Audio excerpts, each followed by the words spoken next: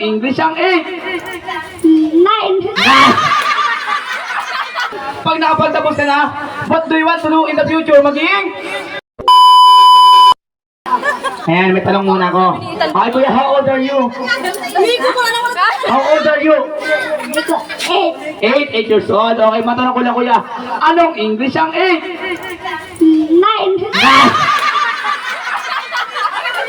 Hoy, kuya! Kuya Ethan, anong Tagalog naman ng 9? 10. 10! Palakpakan si kuya! 10. Oh, ano naman sa Ilocano ang 10? 11. Diyos ko po. Oh, sige, ganito ko yung matanong ko lang. Nag-aaral ka na ba? Nag-aaral na? Are you going to school? Yes. Yes! English Ligaya. Ano ba itong mga bisita niyo? Puro Inglesero. Tanggap ko ba kung Ilocano? Oh, ayan kuya, dahil nag-aaral ka na, syempre paano? Pag nakapagtapos ka na, what do you want to do in the future? Maging? Tatay.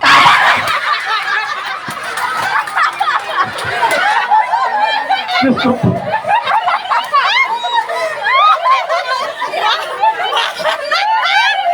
Palakpakan natin ang future tatay! Oh, sige, ganito kuya.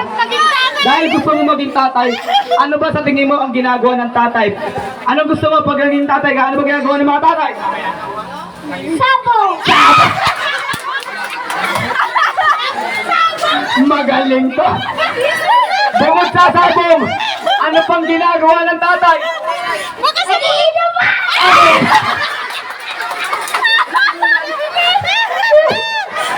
Bukod sa pag-iinom, ano pang ginagawa ng tatay at daddy? Babae. Ang galing. Okay, ito na. Last na to. Ano pang ginagawa ng mga tatay? Scatter.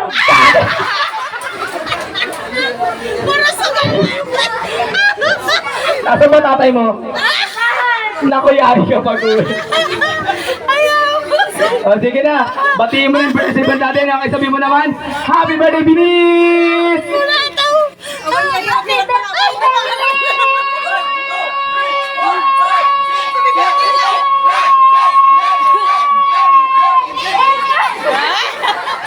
May pahabol pa.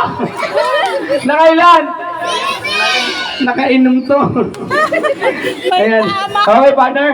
Dito na.